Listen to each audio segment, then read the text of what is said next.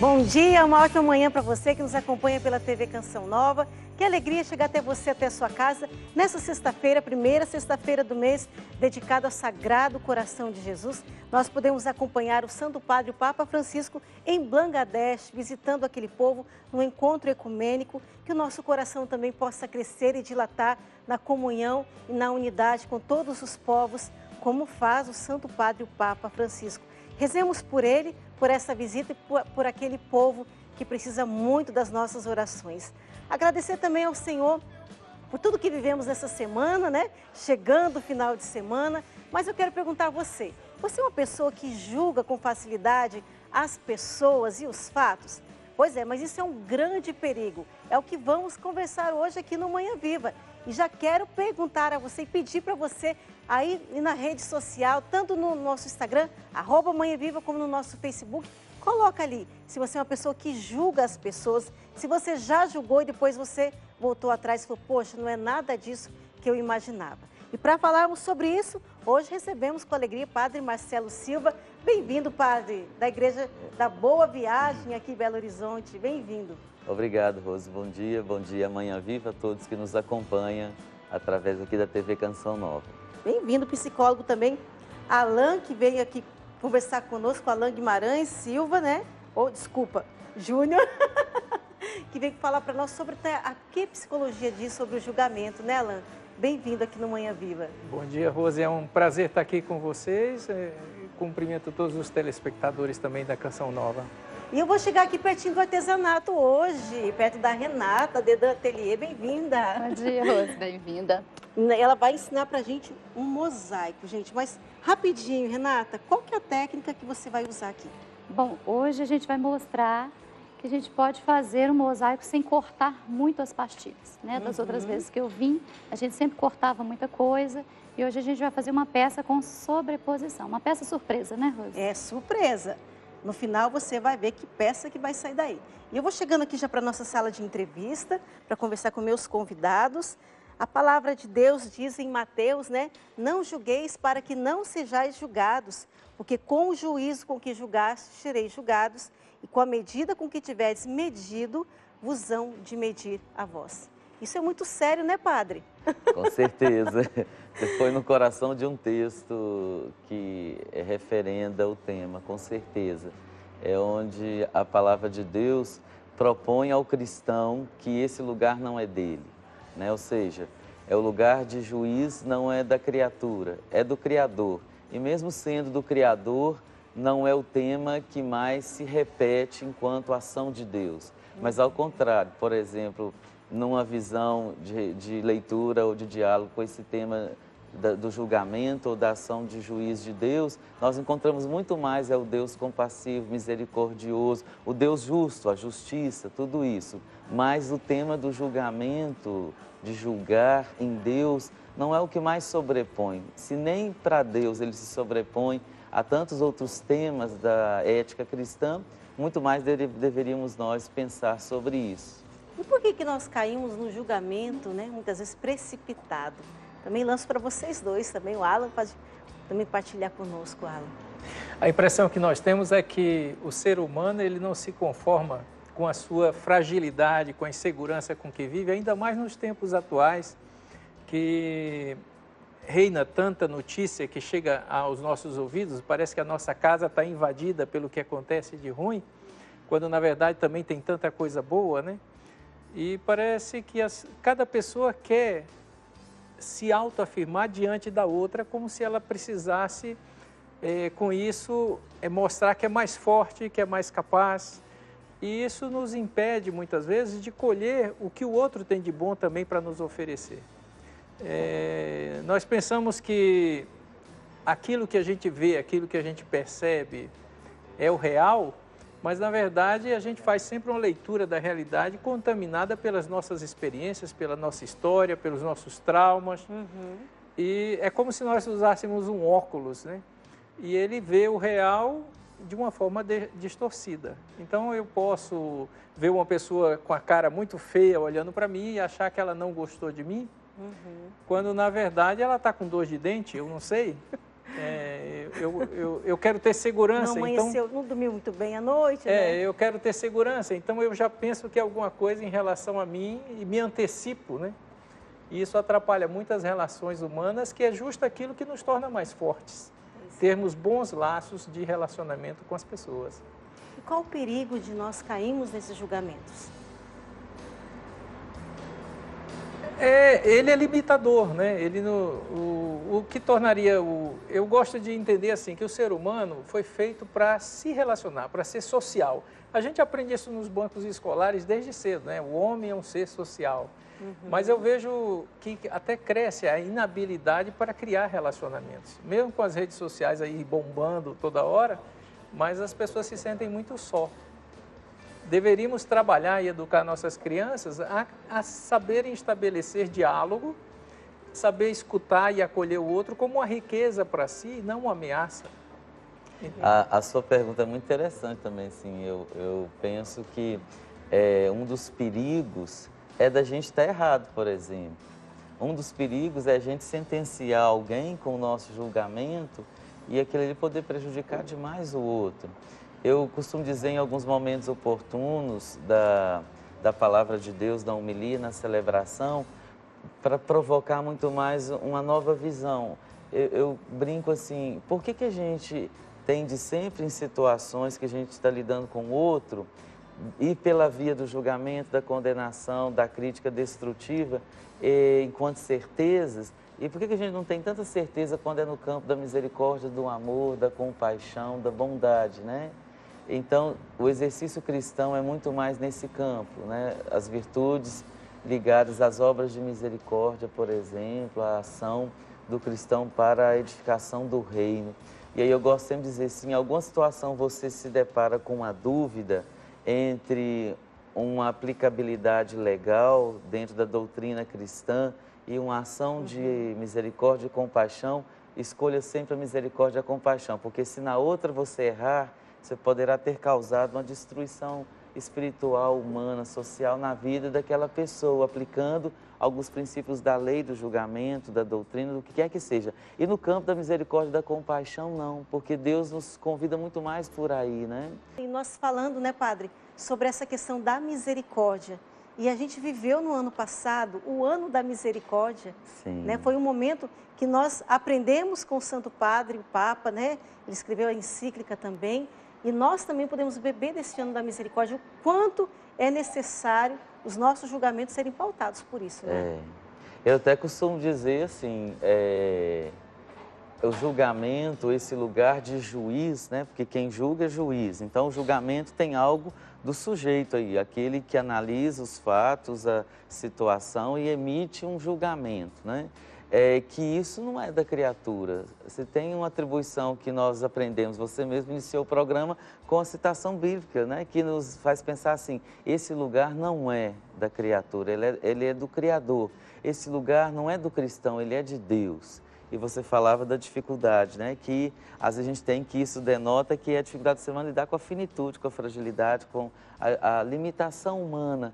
Então, penso que se o julgamento ou julgar é uma ação muito própria de Deus, e a nós, então, criaturas, cabe um outro lugar, né?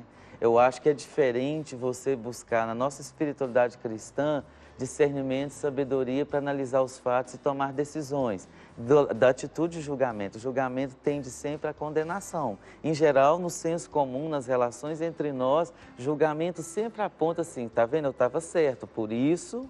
Nunca é assim, eu estava errada, aquela pessoa que eu julgava estar errada, está certa. A nossa postura de julgamento, ela sempre termina a nosso favor, da opinião já pré-concebida. E aí julgamento puxa preconceito, não há dúvida disso. Vamos acompanhar, o povo fala, né, com a nossa equipe que esteve nas ruas perguntando se as pessoas julgam os fatos ou as situações. Vamos acompanhar o que elas responderam. Você costuma julgar as pessoas ou os fatos? Os fatos. Por quê? Porque a gente já tem um conceito pré-definido e tem uma opinião sobre um fato relevante. As pessoas também podem errar e não depende só da personalidade da pessoa que a gente tem que julgar alguma coisa, né? Que julga é o juiz, é Deus. Você costuma julgar as pessoas ou os fatos? os fatos. Por quê? Porque as pessoas, eu preciso primeiro conhecer ela para poder, né, julgar a atitude dela. Primeiro eu gosto de julgar os fatos, que aí eu tenho como pesquisar o que aconteceu para poder saber se é uma questão do fato ou da pessoa. Primeiro você tem que escutar a pessoa falar para depois você julgar o que ela falou. Aí você vai entender o que a pessoa está falando para você julgar ela. Porque senão não pode julgar o que ela está falando naquele momento. A senhora costuma julgar as pessoas ou os fatos? Ah, os fatos, né? Por quê? Porque a pessoa, tipo assim, né? Se eu faço uma coisa que não é certa, mas não é eu que estou, é o que eu faço que não está certo, né? Eu acho que assim, a pessoa fala assim, eu não gosto de fulano que fez isso. Não, assim, eu gosto da pessoa, eu não gosto do que eles fazem. Pois é, Alan, a gente vê a resposta do povo, politicamente está correto, né? O que você diz? É bom a gente ver que nós temos consciência, pelo menos. Pois é. Agora, não deveríamos fazer. Do que não deveríamos fazer. Eu lembrei de um fato, enquanto o padre Marcelo falava, uma colega que trabalha com menores de rua, uma vez um desses menores contou para ela, disse, tia, eu estou na rua jogando bola e passa uma senhora com tanto medo de mim que eu não aguento, eu vou lá e assalto ela. Oxe, meu Deus do céu. Então, eu às vezes penso, nós poderíamos fazer quase uma campanha, pense bem. Porque o nosso pensamento também em relação ao outro cria uma predisposição. Nós não temos ideia como o nosso não verbal também comunica. Muitas coisas que nós falamos sem as palavras, né?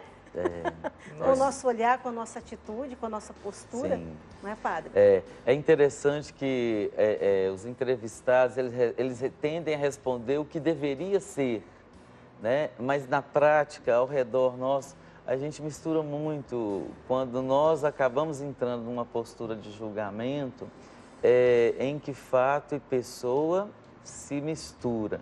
E, na verdade, eu acho, vou falar agora muito pelo senso comum, pela percepção natural das relações humanas nossas, que a gente tende a julgar as pessoas, a definir as pessoas por um ato, por exemplo. Eu falava aqui com a Alan antes de começarmos o programa, assim, como que o ser humano tende a reduzir o outro a uma atitude, ainda que seja uma atitude errada que ele fez, no nosso caso de cristãos, o que falamos, um pecado, como que as pessoas tendem no ato de julgar, reduzi-las ao ato. E o ser humano é muito maior. Pense que o ato está aqui agora, 1º de dezembro de 2017. Aí o que a pessoa foi nos 30, 40, 50, 60 anos dela até ali, não conta. E o que ela poderá ser? E o que ela é como filho de Deus, não conta. Então, eu acho que a tendência do ser humano em geral, sendo cristão ou não, é reduzir as pessoas ao ato. Então, é julgar a pessoa, né, naquele ato e enquadrá-la naquilo ali.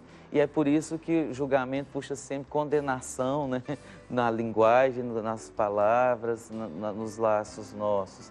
E, em geral, eu acho que também o julgamento puxa preconceito, discriminação, etnocentrismo, né? Eu descobri que o Alan, por exemplo, é cearense. Então, de repente, ao lidar com ele aqui, eu vou julgar, nossa, sotaque feio do cearense, olha que nem tem tanto mais esse sotaque, pois né? Pois é, nem não, parece. Mas o cearense é isso, ou então ele o contrário, está aqui em Minas Gerais e vai julgando o mineiro por alguma coisa, muito mais como mecanismo de defesa, ele que está num oceano que não é um universo de onde ele vivia. Então, o julgamento muitas vezes vem realmente como práticas de preconceito, de discriminação. Nós vamos para o nosso intervalo, mas já voltamos falando sobre o julgamento, os perigos de julgar alguém ou uma situação.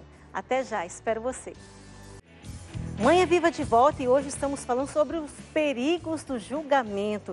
Mas quero convidar você e a sua família para participar do acampamento lá na Canção Nova, em Cachoeira Paulista, na nossa sede, o acampamento de Ano Novo. Você já pensou em passar o Ano Novo em oração, em vigília, agradecendo a Deus por tudo que viveu neste ano e já rezando pelo próximo ano? Pois é, será nos dias 29 de dezembro a 1º de janeiro, com a presença da Banda Dom, Juninho Casimiro, Emanuel Stênio, Olívia Ferreira, Fernanda Silva e Tiago Tomé. Para maiores informações, entre no eventos.cançãonova.com. Mas nós preparamos também um vídeo da internet que vai falar sobre o julgamento. Depois nós vamos comentar aqui com os nossos convidados. Vamos acompanhar.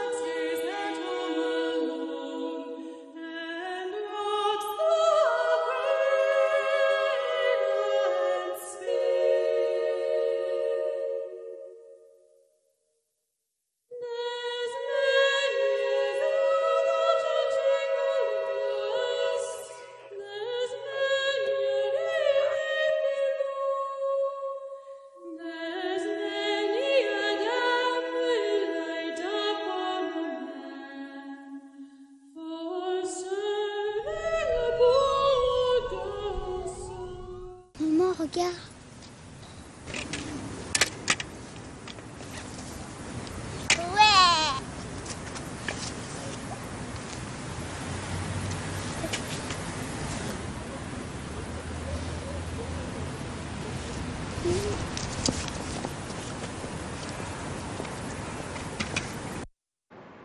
Pois é, hein? Eu acho que todos nós pensamos o mesmo que aquela mulher pensou. Não é verdade? O julgamento tem estética, né? Tem aparência. Pois é. E por que nós somos tão precipitados assim, no julgamento, Alain?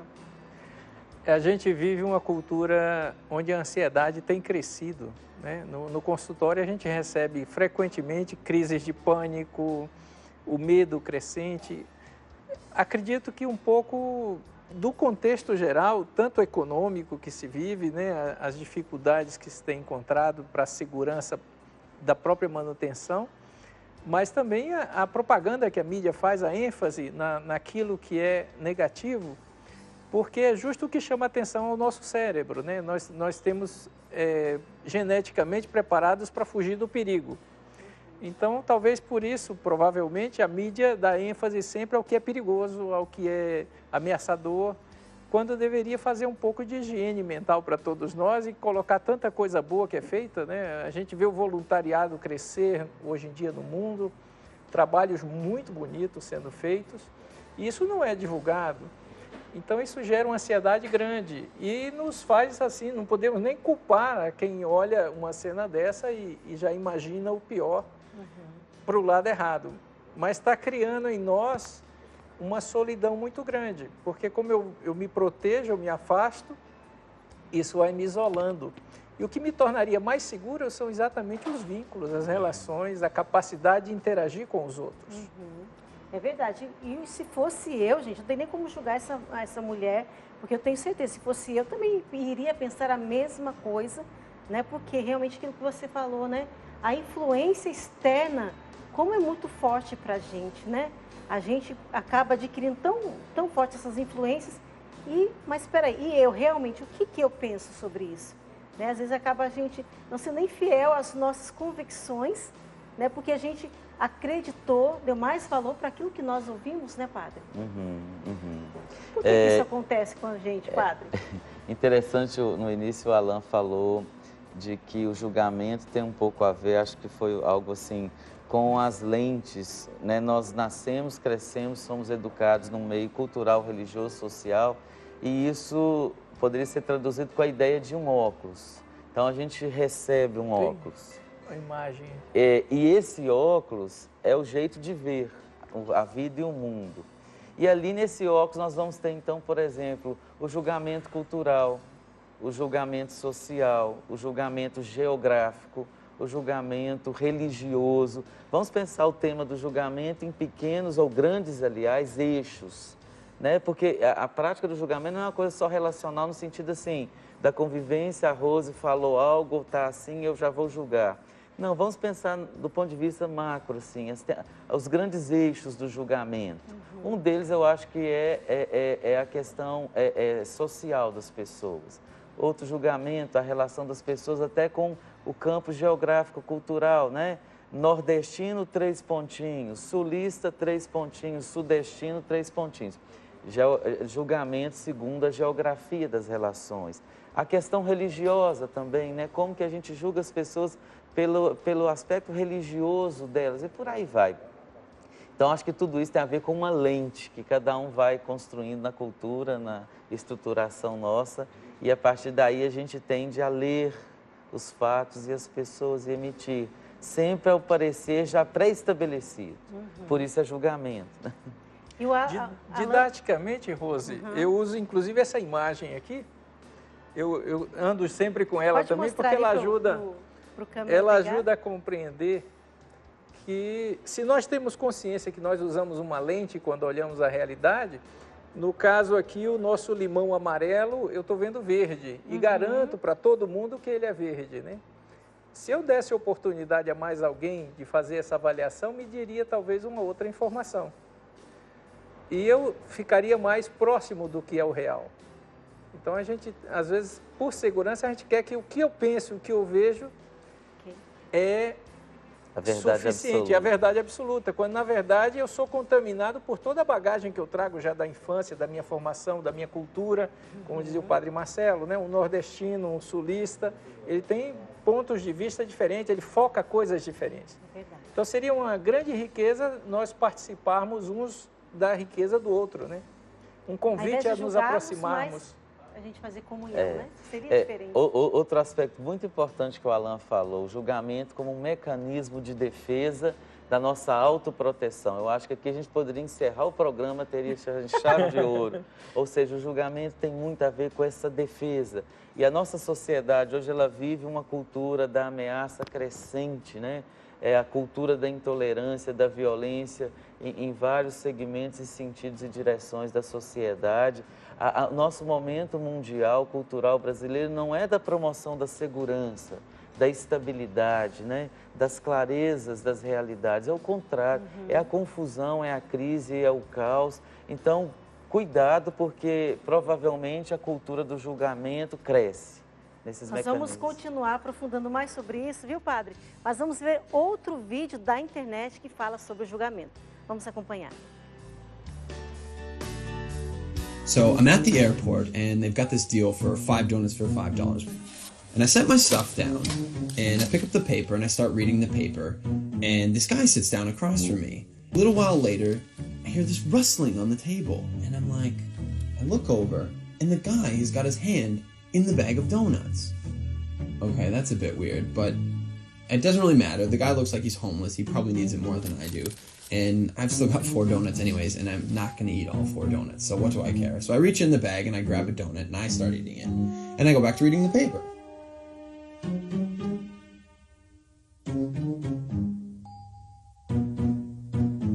So I'm just getting into the social pages and I hear this rustling on the table again.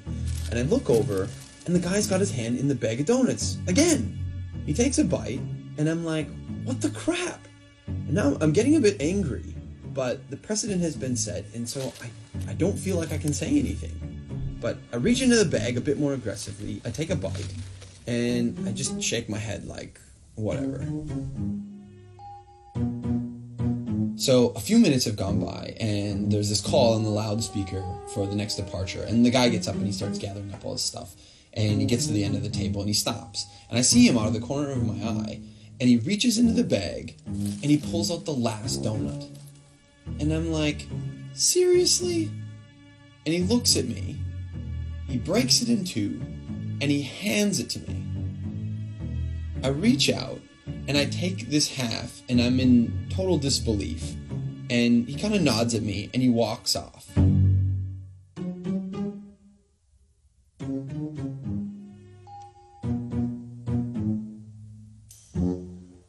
So while I'm sitting here pondering the absurdity of what's just happened, I hear the call for my flight. And so I get up and I grab my bag and I grab my jacket, and under my jacket is my bag of donuts. Not only was I eating that guy's donuts the whole time, and he didn't say anything, he took out his last donuts and he broke it in half and gave it to me. Meu Deus, que tapa na cara, hein? Às vezes acontece isso com a gente, não é verdade? Você procura, mas fulano, onde que você colocou aquele negócio que eu trouxe? Ah, eu não sei não. Aí você que guardou e nem lembrava onde estava. Não acontece isso? Comigo Acho que a gente pode pegar dos orientais uma inspiração para sermos um pouco mais calmos e observarmos melhor o que está acontecendo à nossa volta. Né? É verdade. Porque a gente acaba se envolvendo com tanta correria, o estresse do dia a dia, e às vezes a gente não lembra nem onde nós guardamos algo que era muito valioso para a gente. Quando você precisa daquilo, mas onde que a fulana guardou aquilo, sendo que você que colocou no lugar errado? A análise precipitada, né, cria muito mais tragédia no ato de julgar, né, no julgamento. E eu acho que um outro antídoto contra essa postura de julgamento quase que natural do ser humano é essa coisa de aprender com os orientais, mais paciência, calma, né, pensar mais. A outra seria a humildade, não é, Alan? Ou seja, nós sermos capazes de nos colocarmos num lugar de humildade, onde muitas vezes a gente tem, num ato de julgamento, que voltar atrás e pedir perdão. Então, por que a gente é tão rápido no ato de julgar e tão lento no ato de reconhecer eu estava errado, me perdoe, né? Para a gente pensar como que ser cristão é complicado ou difícil, né, em se tratando de julgamento. É tão humano o erro, né? A gente deveria ser mais acostumado com a possibilidade de errar. Eu acho que isso nos tornaria mais tolerantes e, inclusive, conosco também, né? Poder parar e dizer, não, aqui eu errei, desculpe. Né? E é interessante que eu ouvi uma frase, que não sei o que vocês dizem, que quando nós estamos julgando alguém, nós estamos julgando a nós próprios. Isso é verdade? Bem, vamos pensar, né? A gente está julgando a gente próprio. Talvez porque no ato de julgar tem algo invertido da gente. Tem uma verdade da gente. Então, por exemplo, quando o Alan fala que a cena do julgamento ela evoca a insegurança, a ameaça, o medo, o que tem da gente, então, quando eu aponto o dedo para você e estou julgando? A minha insegurança. Até alguns brincam, né? Quando você aponta o dedo para alguém, lembre que tem 3 para você aqui, né? E quando nós julgamos alguém, nós estamos colocando mais a nós próprios do que o outro. No ato de julgar do que... Se tem uma verdade ali, então, a ser analisada, é de que no ato de julgar tem algo que está falando da minha estrutura, às vezes rígida, às vezes condenativa, às vezes insegura demais. Então, na insegurança, eu prefiro antecipar para o ataque, para eu não ser afetado. Eu tenho, Padre Marcelo, eu tenho testemunhado assim em consultório uma verdadeira libertação, quando a pessoa se dá conta de que ela usava isso como uma defesa e ela se desarma, né? Quer dizer, eu não preciso mais acusar todo mundo, eu posso, com calma, tentar compreender o que o outro está vendo, como é que o outro está percebendo aquela realidade. Se colocar como vítima na situação, não é? Às vezes acontece uma situação, nós nos colocamos como vítima. Mas espera aí, qual foi o meu papel para contribuir com essa situação? Outro ponto interessante que você faz pensar, ou seja, o ato de julgar, de alguma forma também, ele nos faz pensar que se eu julgo o outro e condeno, eu sou a vítima. Pensemos na cultura do julgamento civil, um juiz, um promotor, né? O outro está errado, então ele é condenado e o outro é absolvido. Então, um é o agressor e o outro é o agredido. A cultura, então, é da vítima. No lado de quem fala, então, é sempre o lado da vítima, né? Eu fiz isso foi porque ele falou aquilo, eu fiz isso é porque ele fez aquilo. E nesse lugar, o cristianismo não cresce e eu até diria mais, o ser humano não desenvolve. Então, a cultura do julgamento, eu acho que ele é um limbo que puxa o ser humano, sabe, para a subtração dos valores humanos, espirituais, para um modo adoecedor de viver, né? Onde parece que todo mundo ao redor está errado. Tem gente que é até assim, né? Tudo ao redor dele é que está errado, é o outro que está errado, os infinitos outros. Eu sou o santo. E ele é o certo. Quase está no altar já. Ele é o certo. Precisaria quase, para provar que eu estou certo, eu preciso provar que os outros estão errados. Verdade. Mas vamos para o nosso intervalo e a Renata já está ali a todo vapor no mosaico, que já vamos aprender a fazer esse mosaico. O que será que ela está fazendo, hein, gente? Até já, espero você.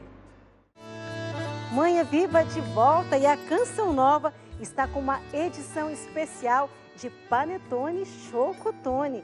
Isso mesmo, você que vai para a Cachoeira Paulista, olha o Posana Brasil que começa já hoje, essa sexta-feira. É uma oportunidade de você comprar, para você presentear aqueles que você ama, para você ter em sua casa e vem junto, olha gente, um presépio decorativo. Você pode guardar a caixa, tira o panetone, come o panetone, depois você deixa a sua caixa lá, pertinho da sua árvore de Natal, que olha gente, desenho do presépio, que lindo, não é? Então aproveite esta oportunidade. Vá até Cachoeira Paulista, conhece a nossa sede lá em Cachoeira e já compra o seu chocotone e o seu panetone. E ainda vai ganhar junto um belíssimo presépio. Quero convidar você aqui de Belo Horizonte, região, para o nosso Cairós, dia 17 de dezembro, com a presença da Juliana de Paula, que é da comunidade Canção Nova, e a Alessandra, que é do movimento Mulheres de Pentecostes. Elas estarão juntas aqui no domingo, dia 17, a partir das 8 horas da manhã. Ligue para nós, faça sua inscrição no 3306-6690. Quero aproveitar e mandar um abraço aos nossos parceiros na evangelização, a LN Década, Campanário, Lavessa, também ao Salão Maison Rocha. Tem uma participação aqui que eu quero ler, que ela diz assim: Eu vou pegar aqui para os meus convidados também saberem. Ela diz, bom dia, o tema de hoje é para mim, julgo demais as pessoas e depois eu sofro muito nesse julgamento. Pois é, espero que esse programa também esteja te ajudando. E eu vou chegando aqui para o nosso artesanato com a Renata, que ela já está aqui montando um mosaico. Tcharam. Tchan, tchan, tchan, tchan. O que vai sair daí, hein, Renata? Vamos ver. E agora eu colei, né, todas as pastilhas. Qual que é a intenção, Rose? Às vezes eu compro lá no ateliê pastilhas, como eu falei naquela última vez que eu vim, que vem num pallet, que são pastilhas nobres. E o que eu vou fazer com ela? Que às vezes são pastilhas que a gente não consegue, que o torquês não consegue cortar. Né? A gente vê que, por exemplo... E também se cortar, às vezes vai estragar, É, né? olha só que lindas. Ela é toda quebrada por dentro. Entendi. Se eu corto, eu perco a pastilha. Então eu posso sobrepor, fazer um pezinho de papel. Não é verdade? A gente tem assim umas bandejinhas, pra colocar olha só uma que xícara. bacana. Exato. Olha que graça. Então essa Vamos só peça levantar aqui para quem sim. está em casa, ver como que está ficando este mosaico, que ela usou uma técnica, né, de não quebrar as Isso, peças. eu só cortei essas peças do meio para poder ganhar mais espaço aqui na circunferência. Porque o mosaico tradicional que nós conhecemos é aquele todo quebradinho. Isso, que a gente vai fez encaixando aquela as vez pedras. as flores, você lembra? Então, assim, a gente já colou, eu usei uma cola diferenciada, que é uma cola mais de contato, ela cola mais rápido. Que linda essas aqui, olha, douradas. Toda rajadinha, né? Porque a gente tem uma intenção. E agora eu já preparei o rejunte aqui e vem aquela parte que faz a sujeira. Ai, que dó, hein? Meu Deus, vai passar o rejunte. Mas dá um efeito tão bonito, que é o que a gente vai fazer e precisa, aqui, né, Renata? rapidamente. Senão não segura as pedras, É o acabamento, pode soltar, né? Do mosaico. Aquela sandalinha de borracha, né? Que você lembra que eu falei que um amigo meu que é pedreiro me deu toda a dica quando eu comecei. O que eu faço para espalhar? Ele corta o chinelo velho. E lá em casa a gente faz assim. Olha que legal. Né, gente? Eu Pega guardo o chinelo velho, a borracha. É ótimo para isso, né? O paninho, o pano de prato que já ficou ruim, eu guardo para a gente poder lavar, né? Para a gente poder limpar as peças. E aí o meio ambiente vai agradecendo, né, Rose? Padre, Alain, o que vocês acham que vai sair dessa peça aqui?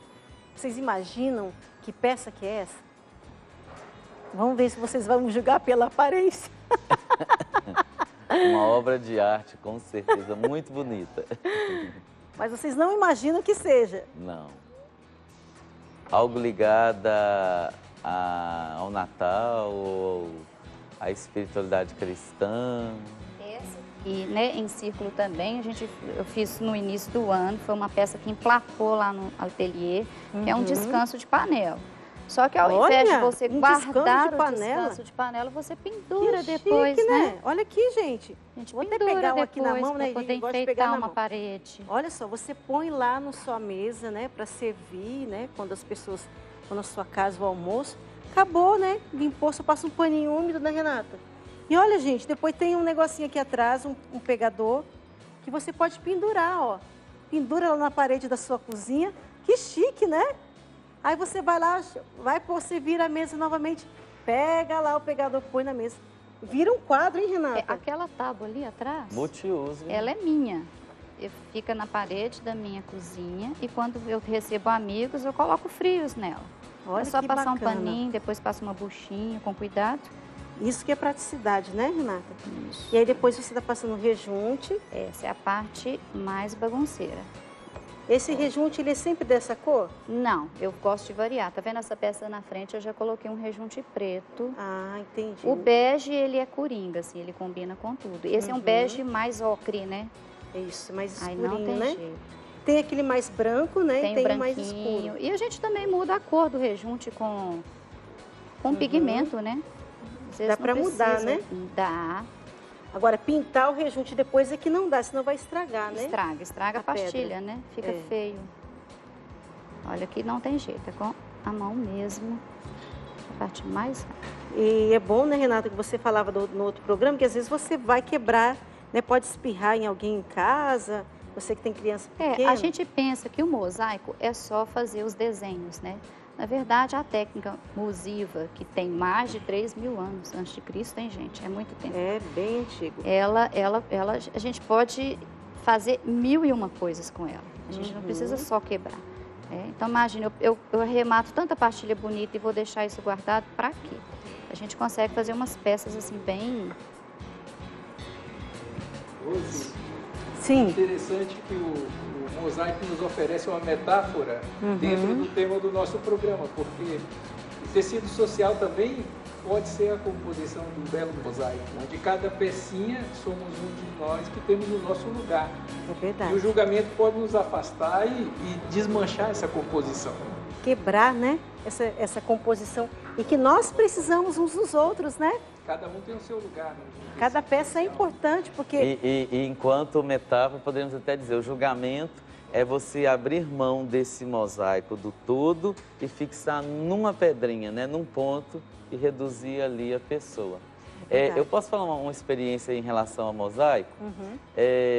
Eu trabalhei há um tempo atrás com a espiritualidade, um projeto chamado Espiritualidade da Mesa. Aí cada encontro era um tema. Então, um ano foi sobre a espiritualidade do mosaico.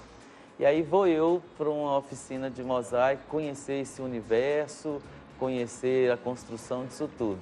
E ao entrevistar a mosaicista, né, a profissional do mosaico, ela falou algo belíssimo que eu comecei minha oficina dizendo o que ela falava. E ela dizia exatamente o seguinte, que o mosaico é a arte da imperfeição e não tem nada que traduza tão bem o ser humano, porque o ser humano é um ser imperfeito, incompleto, quebrado, né? E que ele sempre se reconstrói na medida em que ele se dispõe a usar esse cimento que religa e que reúne. E aí ela dizia, para concluir, para ser mosaico é preciso ser pedaço, mas para ser feliz é preciso buscar estar inteiro, né? Nossa, o mosaico é uma arte da imperfeição. Eu achei isso uma coisa profundamente cristã, uma espiritualidade belíssima. E eu quero completar então, porque cada vez que eu faço uma peça, né, é um momento de reflexão sobre a minha vida. Sobre tudo que eu vivi, sobre tudo que eu passei. Então, assim, a gente não faz uma coisa aleatória, a gente joga muito daquilo que a gente está sentindo na peça, né? Então, eu brinco, falo assim, que o mosaico, para mim, é pensar em cada momento da minha vida, um pouquinho. E aí, quando eu termino uma peça e começo outra, é pensar novamente na minha vida. Olha, gente. Né? Então, eu gosto de, quando eu estou trabalhando, de estar pensando, né? O que vai virar e pensar em tudo que eu vivi, né, de vida. Quem sabe o que eu ainda vou viver, né? Então, essa terapia, para mim, virou uma terapia e virou um trabalho, né? Ela a partir traduz desse isso. rejunte, né? Isso. E agora, qual que é o processo? Olha só, a peça, ela está bem molhada, o rejunte é bem molhado, Rose. Mas eu achei interessante a gente trazer essa coisa de fazer o rejunte aqui, porque a gente sempre faz aqui um pouco mais apressadinho e a gente não consegue concluir. Esse rejunte, ele precisa secar para eu poder limpar a peça totalmente. Mas você pode ver, igual você falou, que pastilha bonita essa aqui, né? Que é uma pastilha, ela tem um brilho. Então, eu uso nesse tipo de peça, eu gosto de usar uma pastilha que traga um brilho, porque ela tem um sentido também. Essa peça, ela tem um sentido muito mais profundo do que essa peça, por exemplo, do que essa peça. Eu quero transmitir uma coisa bem bacana. Então, eu gosto de usar essas pastilhas. Essas são pastilhas muito mais nobres, né? Então, para traduzir isso que eu quero. Então, por exemplo, para dar uma dica, aqui é um azul, né? A gente viu um azul celeste. E aqui eu coloquei um prata. O que será? Né? Depois eu joguei tons de verde e tons de terra, que queira ou não, são tons puxados para a terra. E esse verdão aqui que traz para a gente a esperança. Nossa. Então existe um sentido, né? Então eu preciso esperar ela um pouquinho secar, um pouquinho para a gente poder estar limpando. Mas assim, se você quiser, eu já posso revelar a peça agora. Você quer que revela? Pode revelar. Bom, essa peça, com licença aqui, tá aqui dentro guardadinha, viu, gente? Na minha caixinha azul, que traduz que gracinha. Tudo isso que eu quero fazer. O sentido dessa peça, olha. É o Espírito Santo saindo do céu em todo o seu esplendor, com essa cor, né? E o azul do céu? Vindo para a terra, descendo sobre Jesus quando ele foi batizado. né? Jesus na figura de ser humano, né? O próprio Deus encarnado como ser humano para trazer esperança à humanidade. E ele mudou tudo, né, gente? Com certeza. O Senhor mudou tudo, ele mudou tudo. Então, a intenção, aí o que eu faço? Depois que limpa, a gente cola o divino e ele fica assim. E o Espírito Santo é esse, né, Padre, que nos dá a sabedoria da gente calar muitas vezes, né, refletir antes de julgarmos, né, silenciarmos, não deixar o nosso impulso falar mais alto naquela hora e já falar, né, mas naquele momento de calar. A sabedoria de silenciar e não falar, né? Muitas vezes chega a pessoa e fala, você viu aquela pessoa? Aí você fica calada. Aí a pessoa fala, mas você não vai falar nada? Eu falei, não precisa. Né? Então, assim, muitas vezes nós tivemos oportunidade de nos calarmos, mas nós, né, na nossa humanidade, falamos. Mas se a gente silenciar e contar com o auxílio do céu, do Espírito Santo, nós vamos conseguir silenciar mais vezes, não é verdade? Com esse coroamento do Espírito Santo no centro e a sua leitura, eu pensei, bem, é isso, o Espírito Santo é esse rejunte, ele une todas as coisas, né? Ele costura o que foi rasgado em nossa vida, ele reúne o que foi quebrado, porque o Espírito Santo como essa força divina, essa energia que passa no que nós chamamos os dons do Espírito e que vai nos dando sabedoria dali para refazer a colar, né? Força para ir além diante do que se quebrou. E com isso a gente para de julgar e passa a viver mais. Eu acho que quem julga muito vive pouco, não é? Aproveita. Está muito ocupado no olhar. E ele sonda, os outros, né? Ele sonda o nosso coração. É ele que faz essa ligação, né, com o Deus Pai. Não é verdade, Padre? Sim. Ele que faz essa ligação de nós como seres humanos, né? Jesus Cristo veio para nos unir a Deus, mas o Espírito Santo, ele deixou para nós o Espírito Santo. Isso mesmo. Então, a minha leitura... E agora, o rejunte vai ser limpo, né? Vai ficar como esses aqui. Fica brilhando, né? Vai colar o divino, né? Isso. Depois que ele seca, tá vendo aqui, olha? Essa coisa de mostra aqui. Depois que ele seca, aí ele aparece a forma da pastilha como ela é. E qual é a cola do Espírito Santo aí na vez? Bom, a cola da vez é a cola contato. De artesanato mesmo, que a gente usa, porque prega bem. Gente, na verdade, eu fiz toda essa peça com essa cola. Geralmente eu uso aquela cola branca, né? Mas como era uma peça que precisava estar colada para a gente colocar o rejunte molhado, né? Gente, mas olha, eu quero agradecer. Vamos finalizar assim, né? Com essa belíssima reflexão que nós fizemos aqui nesse momento de artesanato. Quero agradecer a Alain pela sua presença. Volte sempre aqui no Manhã Viva. Eu que agradeço a oportunidade, que fique um convite para a gente ser menos precavido e mais lançado ao encontro do outro, né? Com certeza. Padre Marcelo, obrigada. Eu que agradeço mais uma vez de estar aqui na Manhã Viva, conhecer o Alain, que tem uma relação lá com a Igreja da Boa Viagem, é meio paroquiano, mora ali por perto, né? Onde os focolarinos, né, a comunidade dele participa. E agradecer isso. Eu acho que a espiritualidade cristã, ela nos oferece a possibilidade de nós nos reeducarmos, né, deixando a cultura do julgamento para termos o olhar de Jesus e vivermos a nossa vida a partir daí. Obrigada, Renata. Obrigada. Eu só posso dar um recadinho rápido? Sim. A gente vai estar, o ateliê vai estar expondo lá na Feira Nacional de Artesanato, que começa agora na terça-feira. Que bom. Lá no setor é uma oportunidade das pessoas ver o seu trabalho. Quem quiser adquirir, pode ir lá conhecer. A gente vai estar fazendo umas atividades bem legais. Gente, muito obrigada pela sua presença. Um ótimo final de semana. Deus te abençoe e até segunda-feira, se Deus quiser.